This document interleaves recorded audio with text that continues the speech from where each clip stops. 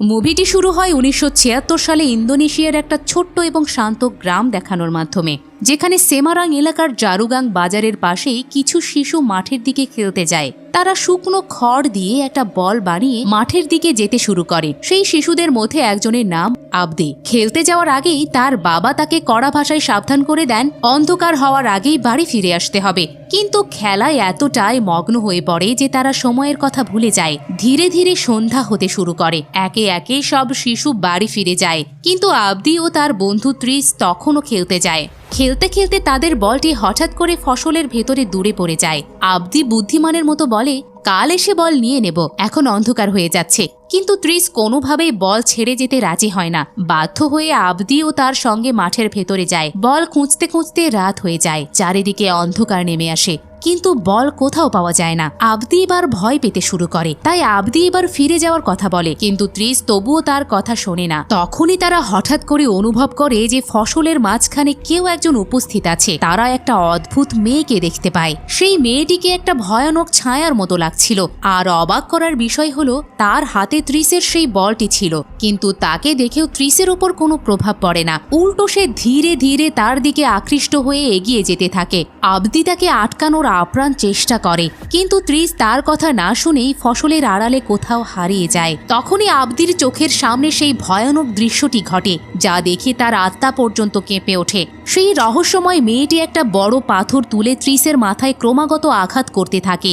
এসব দেখে আবদি পুরোপুরি ঘাবড়ে যায় এবং সে প্রাণ বাঁচাতে সোজা গ্রামের দিকে দৌড়াতে থাকে।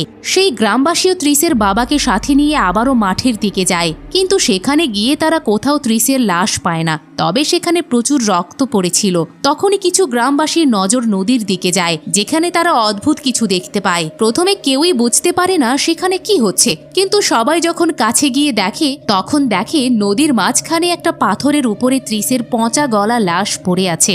এই দৃশ্য এতটাই ভয়ঙ্কর ছিল যে সেখানে উপস্থিত প্রতিটি মানুষের হুঁশ উড়ে যায়। পরের দিন ত্রিসের বাবার মনে সন্দেহ জাগতে শুরু করে। তার কেন যেন মনে হতে থাকে যে আবদি সেই মেয়ের মিথ্যে গল্প বানিয়েছে, আর আসলে সেই ত্রিসকে মেরে ফেলেছে, কারণ শেষবার ত্রিসকে তার সাথেই দেখা গিয়েছিল।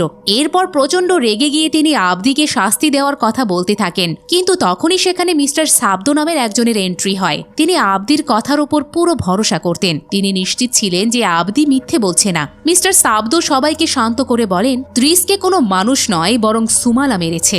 এই নাম শুনেই পুরো গ্রামের মানুষের মাঝে নিস্তব্ধতা নেমে আসে, কিন্তু কেউই জানতো না এই সুমালা আসলে কি, আর কি বা তার পরিচয়। তাই মিস্টার সাবদো তখন সুমালার কাহিনী শোনানো শুরু করেন। গল্প আমাদের নিয়ে যায় আজ থেকে 29 বছর আগে, অর্থাৎ 1947 সালে। সেই সময় গ্রামের সবচেয়ে ধনী ব্যক্তি ছিল সজিমান। সে তার কাকার সাথে থাকত। সজিমানের স্ত্রীর নাম ছিল সোলেস্ট্রি। সে অত্যন্ত সুন্দরী এবং আকর্ষণীয় ছিল। তাদের বিয়ের 11 বছর হয়ে গিয়েছিল, কিন্তু এখন পর্যন্ত তাদের কোনোই সন্তান ছিল না। এই সুযোগে সজিমানের কাকা তার উপর চাপ দিতে থাকেন। তিনি চেয়েছিলেন সজিমানের জমি ফ্যাক্টরি তৈরির জন্য বিক্রি করে দেওয়া হোক, যাতে তারা বড় অঙ্কের মুনাফা পায়। নিজের জমি তো তিনি আগেই বিক্রি করেছিলেন, কিন্তু সজিমান তার পৈতৃক জমি বিক্রি করতে একদমই রাজি ছিল না, কারণ এই জমি ছিল তার বংশের শেষ নিশানি। কিন্তু তার কাকা তাকে হুমকি দেন। তিনি বলেন, এই জমি হোসুমকারা ফ্যামিলিরই এবং সজিমানের তো কোনো সন্তান নেই, তাই খুব শীঘ্রই এই জমি তাদের হাতে চলে আসবে। এই কথাগুলো সজিমানকে ভেতর থেকে ভেঙে দেয়। পরে সে একা একা নিজের স্ত্রী সোলেস্ট্রির সাথে কথা বলে। সে নিজের স্ত্রীকে পরিষ্কার বলে দেয়, যদি 1 বছরের ভেতরে তার বাচ্চা না হয় তবে সে দ্বিতীয় বিয়ে করবে। সে বলে, আমি আমার পৈতৃক জমি কোনো কারণেই হারাতে চাই না। এই শুনে সোলেস্ট্রি পুরোপুরি ভেঙে পড়ে। কাঁদতে কাঁদতে সে ঘরের বাইরে চলে যায়। ঠিক সেই সময় ঘরের বাইরে তৈরি একটা ছোট্ট ঘরে 2 মজুর নিজেদের মধ্যে কথা বলছিল। তাদের কথাবার্তা সোলেস্ট্রির কানে পৌঁছায়। তাদের কথা থেকেই সে গ্র্যান্ডমা তুকিনার ব্যাপারে জানতে পারে। সে এমন এক মহিলা যে কিনা যে কোনো নারীকে গর্ভবতী করতে পারত, কিন্তু তার টোটকা এবং রিচুয়াল অত্যন্ত বিপজ্জনক মনে করা হতো। সব জানার পর সোলেস্ট্রি একটা ঝুঁকিপূর্ণ সিদ্ধান্ত নেয়। সে নিজের ঘরে কাজ করা আন্ট সামকে নিয়ে তুকিনার কাছে যাওয়ার কথা ভাবে, কিন্তু তুকিনার ঘর পর্যন্ত পৌঁছানো সহজ ছিল না। সেখানে যাওয়ার জন্য একটা নদী পার হতে হতো, এবং এই কাজ শুধু ইয়ান্ত নামের এক ব্যক্তিই করত। ইয়ান্ত 2 মহিলাকে নৌকায় নদী পার করায় এবং তাদের তুকিনার ঘরের কাছে ছেড়ে দেয়। তুকিনার ঘরের ভেতরে সোলেস্ট্রি একা যায়। ভেতরের পরিবেশ ছিল অদ্ভুত এবং খুবই ভয়াবহ। তুকিনা তাকে আগেই সতর্ক করে দেয় যে তার শক্তি সাধারণ নয়। তুকিনা পরিষ্কার বলে সে কালো জাদু ব্যবহার করে এবং এই শক্তি সে সরাসরি শয়তানি শক্তির কাছ থেকে পেয়েছে। সে সোলেস্ট্রিকে গর্ভবতী তো করতে পারবে, কিন্তু তার বদলে তাকে শয়তানের সাথে এক ভয়ানক চুক্তি করতে হবে। এই ডিল অনুযায়ী সোলেস্ট্রির যমজ মেয়ে সন্তান হবে। তাদের মধ্যে একজন হবে মানুষের মেয়ে, যে অত্যন্ত সুন্দর, মাসুম এবং দয়ালু হবে, কিন্তু অন্যজন হবে শয়তানের মেয়ে, যে দেখতে হবে কুৎসিত এবং স্বভাবে অত্যন্ত বিপজ্জনক। শর্ত ছিল যে সোলেস্ট্রিকে দুই বাচ্চাকে 10 বছর পর্যন্ত সমান ভালোবাসা ও যত্নে লালন পালন করতে হবে। 10 বছর পূর্ণ হতেই শয়তান নিজের মেয়েকে ফেরত নিয়ে যাবে এবং সোলেস্ট্রি নিজের ভালো মেয়ের সাথে শান্তিতে জীবন কাটাতে পারবে। কিন্তু একটা শক্ত সতর্কবার্তাও ছিল, যদি সোলেস্ট্রি শয়তানের মেয়ের বিন্দুমাত্র ক্ষতি করে তবে তার পুরো বংশ ধ্বংস হয়ে যাবে এবং তার ঘর পুরোপুরি উজাড় হয়ে যাবে। এই কথা শুনে সোলেস্ট্রি ভয় পেয়ে যায় ঠিকই, কিন্তু তার কাছে আর কোনো রাস্তাও ছিল না। মা হওয়ার জন্য সেই শয়তানি চুক্তিতে সে রাজি হয়ে যায়। এরপর তুকিনা এক ভয়ঙ্কর জাদু শুরু করে। সে কারোর রক্তে অদ্ভুত কিছু জিনিস মেশায় এবং সেই মিশ্রণ সোলেস্ট্রিকে পান করায়, সাথে ক্রমাগত নিচু স্বরে মন্ত্র বিড়বিড় করতে থাকে। হঠাৎ সোলেস্ট্রির শরীর শক্ত হতে শুরু করে, হাড় পর্যন্ত নড়চড় করতে থাকে এবং শরীর অদ্ভুতভাবে বেঁকে যায়। কিছুক্ষণের মধ্যেই তার পেট অস্বাভাবিকভাবে ফুলে ওঠে এবং এরই সাথে কালো জাদুও শেষ হয়। জাদু শেষ হওয়ার পর তুকিনা জানায় 2 মাসের ভেতরে সে গর্ভবতী হবে। সে ভেতরে ভেতরে খুশিও হয়, আবার ঠিক ততটাই ভয় পায়। 2 মাস পর লেডি ডাক্তার পরীক্ষা করে জানান সোলেস্ট্রির পেটে 2টা বাচ্চা আছে, অর্থাৎ সোলেস্ট্রি প্রেগনেন্ট। এই খবর শুনেই সোজিমান খুশিতে নেচে ওঠে। বছরের পর বছর প্রতীক্ষা শেষ হয়েছে তার। সে নিজের খুশি স্ত্রীর সাথে ভাগ করে এবং দুজন মিলে বাচ্চাদের নামও ঠিক করে, সুমালা এবং কুমালা। এরপর সে তার সৈনিক সুকিরকে আদেশ দেয় এই খুশির খবর পুরো গ্রাম ছড়িয়ে দিতে। এরপরে আমাদের দেখানো হয় সোজিমান অত্যন্ত খুশি এবং ধুমধাম করে সোলেস্ট্রির বেবি শাওয়ার সেলিব্রেশন করে, যেখানে পুরো গ্রামকে নিমন্ত্রণ জানানো হয়। রাতের গভীর অন্ধকারে সোলেস্ট্রি প্রেগনেন্সির যন্ত্রণা সহ্য করছিল। আন্ট সাম সোজিমানকে সান্ত্বনা দিয়ে বলেন, আপনি চিন্তা করবেন না, আমরাই সব সামলে নেব। এরই মাঝে ঘড়িতে রাত 12টা বাজে। যন্ত্রণায় ছটফট করতে থাকা সোলেস্ট্রি হঠাৎ নিজের রুমে কোনো এক অদ্ভুত উপস্থিতির আভাস পায়, যেন কোনো এক শয়তানি ছায়া চেয়ারে বসে তার বাচ্চার জন্মের জন্য অপেক্ষা করছে। কিছুক্ষণ পরেই প্রথম বাচ্চার জন্ম হয়, কিন্তু সে একদমই শান্ত ছিল, না কোনো কান্নাকাটি করছিল, না কোনো নড়াচড়া। আন্ট সামের মনে হয় বাচ্চাটি বেঁচে নেই, কিন্তু তিনি সোলেস্ট্রিকে কিছু জানান না এবং তাকে দ্বিতীয় বাচ্চার জন্মের জন্য সাহস দেন। কিছুক্ষণ পর দ্বিতীয় বাচ্চাও জন্ম নেয়। এই আওয়াজ শুনে সোজিমান তখনই রুমে আসে। সবচেয়ে আগে তার নজর সেই বাচ্চার উপর পড়ে, যে শান্ত ছিল এবং তাকে মৃত ভেবে সে ভেতর থেকে ভেঙে পড়ে। কিন্তু যখনই তার নজর দ্বিতীয় বাচ্চার উপরে পড়ে, তার রাগ আরো বেড়ে যায়। সে তখনই বুঝে যায় এটি কোনো সাধারণ বাচ্চা নয়। সোজিমানের ধৈর্য ভেঙে যায়। রাগে সে বাইরে থেকে একটা ছুরি নিয়ে আসে এবং সেই বিকৃত বাচ্চাকে মারার জন্য হাত তোলে। সোলেস্ট্রি তাকে আটকানোর আপ্রাণ চেষ্টা করে, কারণ সে জানতো শয়তানের সাথে সে কি চুক্তি করেছে। তবে সোজিমান তো এই চুক্তির ব্যাপারে কিছুই জানতো না। তাই সোজিমান রাগে অন্ধ হয়ে ছুরিটি সরাসরি বাচ্চার গায়ে গেঁথে দেয় এবং সেই মুহূর্তেই বাচ্চাটি মারা যায়। তখনই হঠাৎ সেই প্রথম বাচ্চাটি, যে এতক্ষণ শান্ত ছিল, সে জোরে জোরে কাঁদতে শুরু করে। খুশিতে সে তখনই গ্রামবাসীকে এই সুসংবাদ দেওয়ার কথা বলে।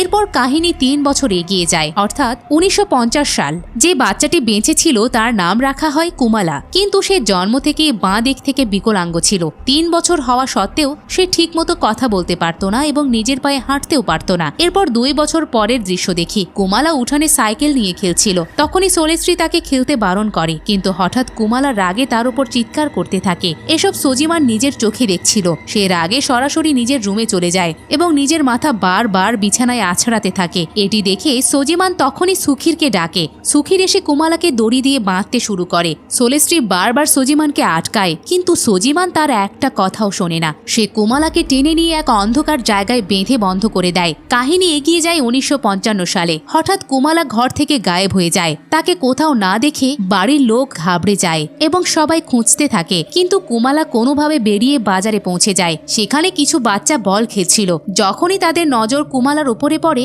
তারা তার বিকলাঙ্গতার মজা করতে শুরু করে। তাদের মধ্যে এক ছেলে হাসতে হাসতে বলে, আরে এ তো সোজিমানের পাগল মেয়ে কুমালা। ধীরে ধীরে কথা এতটাই বেড়ে যায় যে তারা কুমালার উপরে জঘন্যভাবে পাথর ছুটতে থাকে। কুমালা কিছুই করতে পারে না। সে শুধু দাঁড়িয়ে দাঁড়িয়ে কাঁদতে থাকে। দূরে দাঁড়িয়ে সোজিমানের এবং সোলেস্ট্রি এসব দেখছিল, কিন্তু কেউই তাকে সাহায্য করতে এগিয়ে আসে না। সজিমান তো রাগে ফেটে পড়ে। সে কুমালাকে জোর করে ধরে নিয়ে বাড়িতে আসে এবং সুকিরের কাছ থেকে চাবুক নেয়। আসলে সজিমান কুমালাকে বহুবার বাইরে যেতে বারণ করেছিল, কিন্তু আজও সে লুকিয়ে বাজারে চলে গিয়েছিল।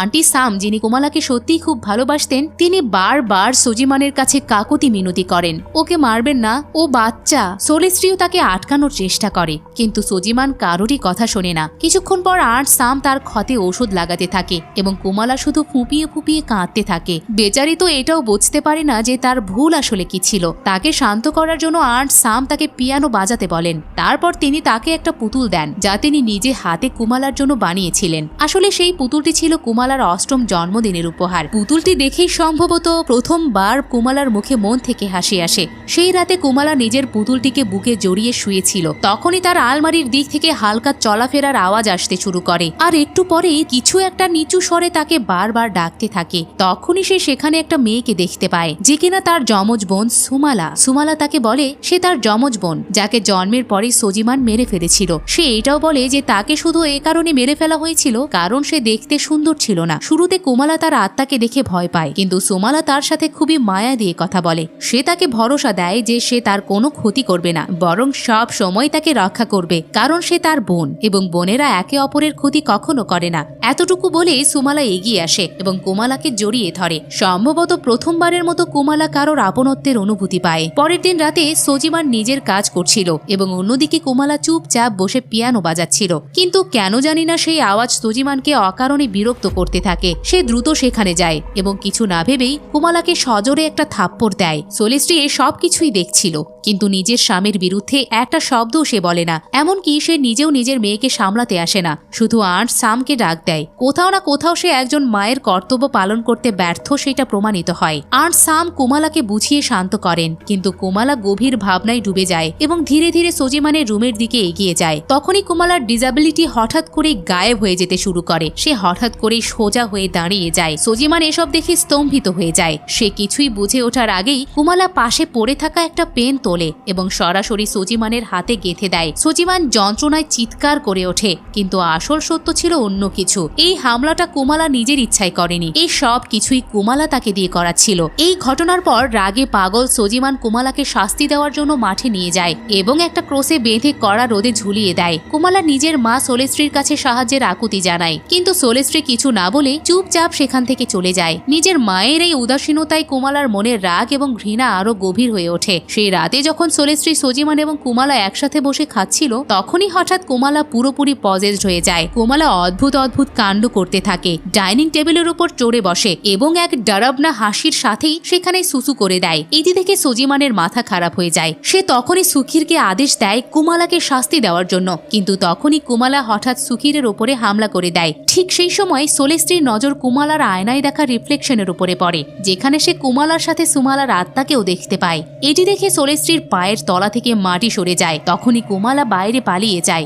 ভয়ে সোলেস্ট্রিও তার পিছু পিছু যায়। বাইরে গিয়ে সে যা দেখে সেই দৃশ্য আরো ভয়ঙ্কর ছিল। কুমালা মুরগিকে মেরে তাদের কাঁচা মাংস চিবিয়ে খাচ্ছিল। এই দৃশ্যটি এতটাই ডিস্টার্বিং ছিল যে পুরোপুরি গুজ বাম্পস চলে আসে। পরের দিন যখন কুমালার একটু জ্ঞান ফেরে, তখন আন্ট সাম তাকে আদর করে কথা বলেন এবং জিজ্ঞেস করেন যে সে কেন এমন করছে। তখনই কুমালা তাকে পুরো সত্য বলে দেয়। সুমালার আত্মায় যে সব সময় তার সাথে থেকে এসব করাচ্ছে সেটা সে জানায়। এসব কথা বাইরে দাঁড়িয়ে সোলেস্ট্রি চুপচাপ শুনে নেয়। তখনই সে অনুভব করে শয়তানের সাথে করা চুক্তি ভেঙে সে মস্ত বড় ভুল করেছে। তৎক্ষণাৎ সে তুকিনার কাছে যাওয়ার সিদ্ধান্ত নেয়। আন্টি সামও তাকে যেতে দেখে ফেলে। তিনি নিজের ছেলে সাবদোকে বলেন যেন সে কিছুক্ষণ কুমালার খেয়াল রাখে এবং সে নিজেও সোলেস্ট্রির পিছন পিছন যান। এখানে আমরা জানতে পারি আন্ট সামের ছেলের নামই সাবদো এবং গ্রামবাসীকে যে পুরো কাহিনী শোনাচ্ছে তার নামও সাবদো, অর্থাৎ আন্ট সামের ছেলে গ্রামবাসীকে এই পুরো কাহিনী শোনাচ্ছে। মানে হলো এই পুরো কাহিনী তারই চোখে দেখা সত্য। এবার গল্পে ফিরে আসি। সোলেস্ট্রি সরাসরি মিস্টার ইয়ান্তোর কাছে যায় এবং বলে যেন তাকে নৌকায় তুকিনার কাছে নিয়ে যাওয়া হয়, কিন্তু ইয়ান্ত জানায় তুকিনা তো গত মাসেই মারা গিয়েছে। এইটা শুনে সোলেস্ট্রি পুরোপুরি ভেঙে পড়ে, কারণ তুকিনা ছাড়া তাকে সাহায্য করার আর কেউই বেঁচে ছিল না। সোলেস্ট্রি আন্ট সামকে সবকিছু সত্য সত্য বলে দেয়। এই সত্যিটা শুনে আন্ট সামও খুবই ভয় পেয়ে যান। এরপর কাহিনী 1 বছর এগিয়ে যায়, অর্থাৎ 1956 সাল। এখন পরিস্থিতি আগের চেয়েও খারাপ হয়ে গিয়েছিল। কুমালার সাথে এখন আরো বেশি দুর্ব্যবহার করা হচ্ছিল। আমরা দেখি সুখীর তাকে অন্ধকার ঘরের ভেতরে নিয়ে গিয়ে দড়ি দিয়ে কোষে বেঁধে রেখেছে এবং বাইরে থেকে তাকে তালাও লাগিয়ে দেয়। আর সাম ক্রমাগত সজিমানের কাছে এমন না করার জন্য কাকুতি করতে থাকেন, কিন্তু সজিমানের মনে হচ্ছিল কুমালা দিন দিন আরো বেশি বন্য হয়ে যাচ্ছে এবং এখন সে সবার উপর হামলা করতেও শুরু করেছে। তাই সে তাকে মুক্ত করতে সরাসরি মানা করে দেয়। আর সাম ঘরের বাইরে দাঁড়িয়েই কুমালার সাথে কথা বলেন, তাকে সান্ত্বনা দেন সে যেমনই হোক তিনি সবসময় তাকে ভালোবাসবেন। পরের দিন সেই বাচ্চাগুলো আবারও আসে যারা আগে বাজারে কুমালাকে বিরক্ত করেছিল। তারা তাকে বল খেলার বাহানায় নিচে ডাকে। তাদের মধ্যে এক ছেলে জোনো তাকে হ্যান্ডিক্যাপ বলে টিটকারি করে এবং তারপর সবাই মিলে তাকে আবারও মারতে শুরু করে। এটি দেখে আর্ন সাম দৌড়ে বাচ্চাদের তাড়াতে আসেন। কুমালা ফুঁপিয়ে ফুঁপিয়ে কাঁদতে থাকে। তখনই তার নজর নিজের বাবা মায়ের উপর পড়ে, যারা দূরে দাঁড়িয়ে সবকিছু দেখছিল তবুও তাকে সাহায্য করে না। আর এখান থেকেই কুমালার মনে বাবা মায়ের জন্য ঘৃণা জন্মায়। সেই রাতে কুমালাকে আবারও অন্ধকার ঘরে বেঁধে দেওয়া হয়। ডিনার করার সময় সোলেস্ট্রির বারবার মনে হচ্ছিল সেই ঘরে কিছু গোলমাল আছে, কিন্তু সজিমান তাকে ভুল ধারণা বলে সেখানে যেতে বাধা দেন। অথচ আসল সত্য তো অন্য কিছুই ছিল। ওই সময় কুমালা নিজেকে মুক্ত করে নিয়েছিল এবং এখন একদম সাধারণ মানুষের মতোই হাঁটছিল। এর মানে পরিষ্কার বোঝা যাচ্ছিল যে সুমালার আত্মা আবারও তাকে পজেস্ট করে নিয়েছে। কুমালা পাশে রাখা একটা সিন্দুকের কাছে যায় এবং সেখানে থাকা একটা ছুরিও বের করে নেয়। এটা সেই ছেলেটা যে আগের বার কুমালাকে মারপিট করাদের মধ্যে সামিল ছিল। সে সজিমানের বাড়ির কাছে থাকা কুয়ো থেকে জল নিতে আসে। ঠিক তখনই ঝোপের আড়ালে কারোর চলার হালকা আওয়াজ আসে। সুপ্রি ভয় পেয়ে পেছনে ফিরে দেখে হঠাৎ করে ঝোপ থেকে কুমালা বেরিয়ে আসছে আর তার ঠিক পেছনেই সুমালার আত্মা দাঁড়িয়েছিল। এই দৃশ্য দেখে সুপ্রির হুঁশ উড়ে যায়। সে পালানোর চেষ্টা করে কিন্তু কুমালা তাকে ধরে ফেলে এবং তারপরে আঘাত করে তাকে নির্মমভাবে মেরে ফেলে। এরপর আমরা শুক্র এবং কারিওকে কোথাও যেতে দেখি। তাদের বিন্দুমাত্র ধারণা ছিল না যে কেউ তাদের উপর নজর রাখছে। তখনই গাছে বসে থাকা কুমালা হঠাৎ উপর থেকে শুক্রর উপরে পাথর ছোঁড়ে। শুক্র সেখানেই লুটিয়ে পড়ে। কারিও কিছু বুঝে ওঠার আগেই কুমালা নিচে ঝাঁপ দেয় এবং তাকেও নির্মমভাবে মেরে ফেলে। পরের দিন সকালে পুরো গ্রামে হুলুস্থুল পড়ে যায়। লোক নিখোঁজ হওয়া বাচ্চাদের খুঁজতে বের হয়, কিন্তু না তো কোনো বাচ্চা পাওয়া যায় না তাদের লাশ। ভয় এতটাই বেড়ে যায় যে গ্রামবাসী ঠিক করে পরের দিন পাশের গ্রামেও খোঁজ করা হবে। ততক্ষণে সব বাচ্চাকে কড়া নির্দেশ দেওয়া হয় যে সূর্য ডোবার পর কেউ ঘরের বাইরে বেরোবে না। এদিকে জোনো এবং তার বাকি বন্ধুরা নিজেদের মধ্যে কথা বলছিল। তাদের মনে হচ্ছিল হয়তো সুপ্রি, শুক্র এবং কারিও কোনো মজা করছে তাদের সাথে এবং 3 দিন ধরে শুধু বল নিয়ে কোথাও লুকিয়ে আছে। তখনই ঘরের বাইরে কুমালা আসে এবং দরজার কাছে চুপচাপ একটা বল রেখে চলে যায়, যেন তাদের মজা দেখাচ্ছে। জোনো এবং বাকি বাচ্চারা এটি দেখে আবারও তাকে বিরক্ত করার প্ল্যান বানায়। তারা হাসতে হাসতে ধীরে ধীরে তার দিকে এগোতে থাকে। হঠাৎ সে তাদের উপরে ঝাঁপিয়ে পড়ে। সবকিছু কয়েক মুহূর্তেই বদলে যায়। সে একে একে সবাইকে মৃত্যুর ঘাটে নামিয়ে দেয় এবং সবশেষে সে জোনোর উপরে হামলা করে আর তার গলা টিপে ধরে। এরপরে সে তার মুন্ডুটা ট্রফির মতো হাওয়ায় তোলে। পরের দিন আর সাম যখন কুয়ো থেকে জল তুলছিলেন তখন তিনি জলে রক্ত দেখতে পান, যা দেখে তিনি খুবই ভয় পেয়ে যান। তিনি তখনই সুখীরকে ডাকেন। যখন সুখীর কুয়ো পরীক্ষা করে তখন ভেতর থেকে সুপ্রির লাশ পাওয়া যায়। ওদিকে গ্রামবাসী শুক্র এবং কারিওর লাশও পাতার মাঝে পড়ে থাকতে দেখে এবং তাদের পাশেই কুমালার পুতুল পড়েছিল। সেটি দেখে গ্রামবাসীদের অদ্ভুত লাগে। এবার লাশের পাশে কুমালার পুতুল পাওয়ায় গ্রামবাসীদের সন্দেহ হতে থাকে যে এসব কিছু সজিমানেরই কাজ। তাই সব লোক মিলে সজিমানের বাড়িতে যায়। গ্রামবাসীদের সজিমানের সাথে সাথে কুমালার উপরেও সন্দেহ ছিল, কারণ কুমালার অদ্ভুত আচরণ গ্রামবাসী আগে থেকেই জানত, যার উপর সজিমান গ্রামবাসীদের কাছে প্রমাণ চায়। কিন্তু তাদের কাছে তো কোনো প্রমাণই ছিল না। সেই সামান্য পুতুলটি একমাত্র প্রমাণ। এখন সজিমান গ্রামের সবচেয়ে ধনী এবং প্রভাবশালী লোক ছিল, তাই গ্রামবাসী তার সাথে বেশি তর্কও করতে পারে না এবং বাধ্য হয়ে সবাই চুপচাপ ফিরে যায়। কিন্তু তাদের যাওয়ার পরেই সজিমান নিজেও গভীর দ্বিধায় পড়ে যায়। সে বুঝতে পারে না এসব কি সত্যিই কুমালা করেছে নাকি অন্য কোনো রহস্য আছে। এই বিষয়টি তাকে আরো অস্থির করে তোলে। এই অনিশ্চয়তায় সে সোলেস্ট্রির সাথে সেই ঘরের দিকে যায়। সেখানে পৌঁছে তারা দেয়ালে একটা গর্ত দেখতে পায় যা বস্তা দিয়ে ঢাকা ছিল, অর্থাৎ কুমালা রাতে এই পথেই বাইরে বেরিয়েছে। এখন সজিমান নিশ্চিত হয়ে যায় যে গ্রামে মারা যাওয়া সবগুলো বাচ্চাই কুমালার হাতেই মরেছে। কিন্তু তখনই সোলেস্ট্রি তাকে সত্য বলে। সে কাঁপানো গলায় বলে এসব কুমালা করেনি, বরং সুমালার আত্মা তাকে দিয়ে করিয়েছে। সে সজিমানকে সেই শয়তানের চুক্তির ব্যাপারেও বলে যা সে বাচ্চা পাওয়ার জন্য করেছিল। এসব শুনে সজিমানের শ্বাস থেমে যায়। সে তখনই কুমালার সাথে কথা বলতে যায়। শুরুতে কুমালা কিছুই বলে না, কিন্তু যখনই সজিমান তাকে আশ্বাস দেয় যে সে তার কোনো ক্ষতি করবে না, তখন কুমালা কাঁদতে কাঁদতে সব সত্য স্বীকার করে। সে বলে এই সবগুলো খুন সুমালার আত্মা তাকে পজেস্ট করে করিয়েছে। এই শুনে সজিমান গভীর ভাবনায় পড়ে যায়। সে তখনই নিচে গিয়ে সুখীরকে ডাকে এবং কড়া আদেশ দেয় যেন কুমালাকে অন্ধকার ঘরে আবারও কোষে বেঁধে বেঁধে রাখে। কাহিনী একটা বিপজ্জনক মোড় নেয়। এখন সোজিমান সিদ্ধান্ত নেয় যে তাকে মিস্টার কৃষ্ণর কাছে যেতে হবে। তিনি আসলে একজন তান্ত্রিক ছিলেন। মিস্টার কৃষ্ণর আত্মা এবং কালো জাদুর উপর যথেষ্ট জ্ঞান ছিল। ওদিকে সুখীর সোজিমানের কথা মতো কুমালাকে অন্ধকার ঘরের ভেতরে আবারও কোষে বেঁধে দেয়। কুমালা ক্রমাগত কাঁদছিল। সে বুঝতেই পারছিল না তার সাথে কেন এসব হচ্ছে। তখনই আর্ট সাম সেখানে আসেন এবং তাকে শান্ত করেন। আজ রাতে কুমালার নবম জন্মদিনও ছিল। কুমালা নিচু স্বরে আর্ট সামকে ধন্যবাদ জানায়। তারপর কুমালা তার কাছে গিফট হিসেবে শুধু একটা জিনিসই চায়, তিনি যেন তাকে ছেড়ে চলে যান। আসলে সুমালার আত্মা তাকে জানিয়ে দিয়েছিল যে যখনই রাত 12টা বাজবে সে পুরোপুরি তাকে পজেস করে নেবে এবং সবার কাছ থেকে নিজের মৃত্যুর বদলা নেবে। কুমালা চাইতো না যে পজেসড হওয়ার পর সে আর্ট সাম বা তার ছেলে সাবদোকে কোনো ক্ষতি করুক। শুরুতে আর্ট সাম যেতে অস্বীকার করেন, কিন্তু কুমালা জোর করায় তিনি অবশেষে ভেঙে পড়েন এবং নিজের ছেলে সাবদোকে নিয়ে সেখান থেকে চলে যান। পথে সাবদো ক্রমাগত জিজ্ঞেস করতে থাকে, মা, আমরা হঠাৎ সোজিমানের বাড়ি কেন ছাড়ছি? কিন্তু আর্ট সাম কিছুই বলেন না এবং তাকে নিয়ে সেখান থেকে চলে যান। ওদিকে সোজিমান মিস্টার কৃষ্ণর কাছে পৌঁছে গিয়েছিলেন। সে তাকে সব সত্য জানিয়ে দেয়। কৃষ্ণ কিছু তান্ত্রিক ক্রিয়া করেন এবং তারই মাধ্যমে তিনি তুকিনা দ্বারা করা সেই রিচুয়ালের ব্যাপারে জানতে পারেন। তারপর তিনি সোজিমানকে বলেন, তুমি শয়তানের মেয়েকে মেরে মস্ত বড় ভুল করেছ। সোজিমান তখনই জিজ্ঞেস করে, তাহলে এখন আমি কুমালাকে বাঁচানোর জন্য কি করব? তখনই হঠাৎ কৃষ্ণর চোখ পুরোপুরি সাদা হয়ে যায়। হয়তো তার ভেতরেও কোনো আত্মার প্রবেশ ঘটেছিল। তিনি বলেন, শয়তান নিজের বাচ্চার মৃত্যুতে অত্যন্ত রাগান্বিত এবং আজকে রাতে সুমালা চিরদিনের জন্য কুমালার শরীরের উপরে দখল করে নেবে এবং যদি তাকে আটকানো না যায় তবে ধ্বংস নেমে আসবে। হুঁশে আসতেই কৃষ্ণ সোজিমানকে একটা বিশেষ ছুরি দেয় যা কুমালার শক্তিকে কম করতে পারত। তার প্ল্যান ছিল প্রথমে সোজিমান কুমালাকে দুর্বল করবে, তারপর তাকে কৃষ্ণর কাছে আনা হবে যাতে কৃষ্ণ নিজের রিচুয়াল দিয়ে তাকে ঠিক করতে পারেন। কৃষ্ণ জানান যদি পরিস্থিতি হাতের বাইরে চলে যায় তবে সোজিমানকে এই ছুরি কুমালার একদম হৃৎপিণ্ডে গেঁথে দিতে হবে যাতে সুমালার সাথে কুমালাও মারা যায়। এই কথা মেনে নিয়ে সোজিমান ছুরি নিয়ে বাড়ির দিকে রওনা দেয়। এদিকে রাতে সুখীরের ঘুম হঠাৎ কুমালার আওয়াজে ভেঙে যায়। কুমালা নিজেকে মুক্ত করে নিয়েছিল।